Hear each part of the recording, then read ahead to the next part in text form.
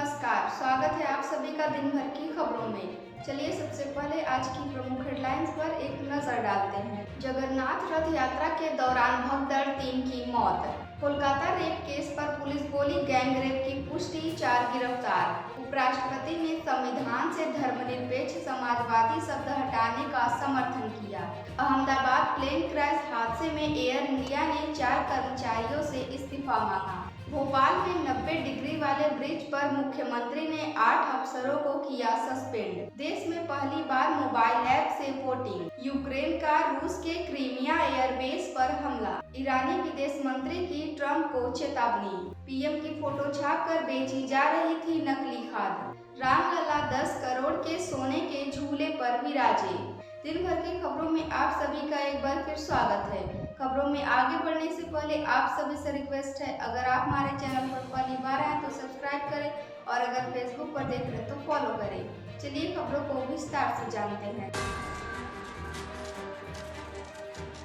जगन्नाथ रथ यात्रा के दौरान भगदड़ 3 की मौत। उड़ीसा के पुरी में जगन्नाथ रथ यात्रा में बड़ा हादसा हो गया।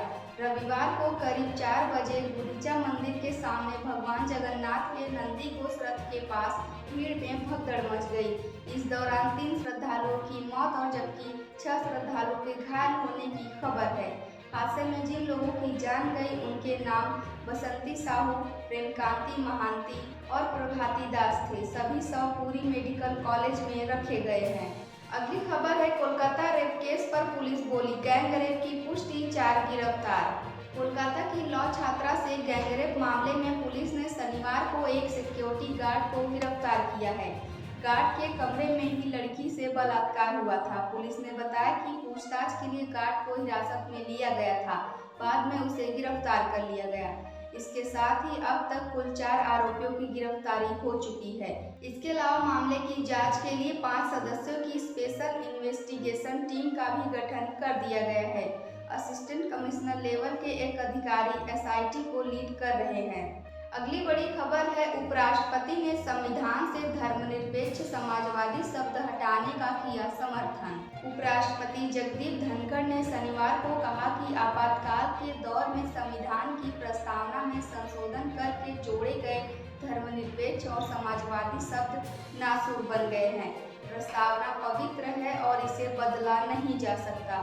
जोड़े गए शब्द सनातन की भावना का अपमान है। उपराष्ट्रपति ने कहा, आपातकाल के दौरान 1976 में प्रस्तावना में डाले गए शब्द नसूर थे और उथल पुथल मचा सकते हैं। ये बदलाव संविधान के साथ विश्वासघात का संकेत देते हैं। यह देश की हजारों सालों की सभ्यता, संपदा और ज्ञान को छोटा करने के सिवा कुछ नहीं है।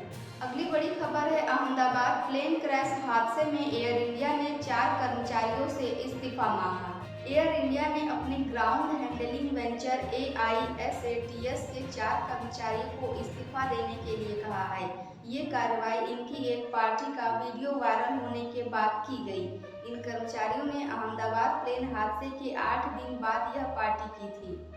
एयर इंडिया ने शुक्रवार को एक बयान में कहा, अहमदाबाद प्लेन हादसे की दुखद घटना से प्रभावित परिवारों के साथ हम पूरी संवेदना के साथ खड़े हैं। वायरल वीडियो में कर्मचारियों का व्यवहार है, यह हमारी कंपनी की पॉलिसी के खिलाफ है। हमने जिम्मेदार लोगों पर सख्त कार्रवाई की है। अगली बड़ी खबर है, भोपाल में 90 डिग्री वाले ब्रिज पर मुख्यमंत्री ने किया 8 अफसरों को सस्पेंड। भोपाल के 90 डिग्री एंगल वाले ऐशबाग ROB के निर्माण में हुई गंभीर लापरवाही पर मुख्यमंत्री डॉक्टर मोहन यादव ने 8 अफसरों को सस्पेंड करने के निर्देश दिए हैं। शनिवार रात मुख्यमंत्री ने एक्स पर लिखा कि मैंने संज्ञान लेते हुए जांच के आदेश दिए थे। जांच रिपोर्ट के आधार पर लोक निर्माण विभाग के 8 इंजीनियर्स के खिलाफ कार्रवाई की गई है। 2 CI सहित 7 इंजीनियर्स को तत्काल प्रभाव से निलंबित किया है। अगली बड़ी खबर है, देश में पहली बार मोबाइल ऐप से वोटिंग। देश में पहली बार मोबाइल ऐप से वोटिंग हुई। शनिवार को बिहार के 26 जिलों की 42 नगर पालिकाओं के उपचुनाव हुए। कुल 62.41% वोटिंग हुई। इसमें 6 नगर पालिकाओं में पायलट प्रोजेक्ट के तौर पर ई वोटिंग हुई और ई वोटिंग बूथ वोटिंग से 16% अधिक दर्ज हुई। ई वोटिंग का प्रतिशत 70.20 रहा। वहीं बूथ वोटिंग 54% दर्ज की गई। यह प्रोजेक्ट वोटिंग सेंटर्स तक पहुंचने में असमर्थ लोगों को आसानी से वोटिंग कराने के लिए किया गया है। वोटिंग के लिए 2 ऐप लॉन्च किए गए। अगली बड़ी खबर है यूक्रेन का रूस के क्रीमिया एयरबेस पर हमला। यूक्रेन ने 28 जून की सुबह रूस के कब्जे वाले क्रीमिया के किरोव्स्की एयरबेस पर हमला करने का दावा किया है। कीव इंडिपेंडेंट के मुताबिक इस मामले में रूस के Mi-8, Mi-26 और Mi-28 अटैक हेलीकॉप्टर और एक पैंटसीर S-1 एयर सेफ्टी सिस्टम तबाह हो गए। यूक्रेन सुरक्षा सर्विस ने कहा कि यूक्रेन ने रूसी विमानों, हवाई रक्षा प्रणालियों और हथियारों और ड्रोन भंडार को निशाना बनाया। हालांकि रूस ने अब तक इसकी पुष्टि नहीं की है। अगली खबर है ईरानी विदेश मंत्री की ट्रंप को चेतावनी। ईरान के विदेश मंत्री अब्बास अरागची ने अमेरिकी राष्ट्रपति डोनाल्ड ट्रंप को चेतावनी दी है कि वे ईरान के सुप्रीम लीडर अयातुल्ला खामेनेई के खिलाफ अपमानजनक भाषा का इस्तेमाल बंद करें। अरागची ने सोशल मीडिया पर लिखा कि ट्रंप का यह रवैया न सिर्फ खामेनेई का बल्कि उनके लाखों समर्थकों का भी अपमान करता है। ट्रंप अगर ईरान से कोई समझौता चाहते हैं तो उन्हें अपनी भाषा बदलनी होगी। अगली बड़ी खबर है पीएम की फोटो छापकर बेची जा रही थी नकली खाद। पश्चिमी यूपी में नकली खाद बिक रही है। इसका खुलासा उस वक्त हुआ जब हापुड़ पुलिस ने 24 और 26 जून को 2 गोदामों पर छापा मारा। यहाँ करीब 10 नामचीन खाद कंपनियों की 40,000 से ज़्यादा खाली बोरियां मिली। ये छपकर दिल्ली से आती हैं और सप्लाई आधे यूपी में होती है। बोरी पर पीएम नरेंद्र मोदी की फोटो भी छपी है। इसे सब्सिडी वाली खाद बताकर मार्केट में बेचा जा रहा है। बोरी की क्वालिटी ऐसी कि असली नकली खाद में पहचान करना भी मुश्किल है।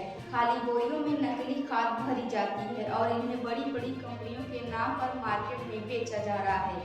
हालांकि पुलिस और कृषि विभाग को अभी ये पता नहीं चल सका है कि खाद बनाने वाले कौन है। आज की अंतिम खबर है रामलला 10 करोड़ के सोने के झूले पर विराजे। रामलला पहली बार सोने के झूले पर विराजेंगे। अयोध्या में मुंबई के कारीगर 5 किलो सोने के 2 झूले तैयार कर रहे हैं। इनकी वैल्यू 5 करोड़ रुपए बताई जा रही है। इन झूलों पर हीरे, मणिक और पन्ना जड़े जा रहे हैं। रामलला का झूला 26 जुलाई से पहले बनकर अयोध्या आ जाएगा। इसी दिन से यहाँ झूला उत्सव शुरू होगा। रामलला 29 जुलाई को सोने के झूले पर विराजमान होंगे। वहीं सोने का दूसरा झूला फर्स्ट फ्लोर पर विराजे राजा राम और माता सीता के लिए है। आज की खबरों में इतना ही। कल फिर मिलते हैं नई देश और दुनिया की खबरों के साथ। आप सभी को शुभ संध्या।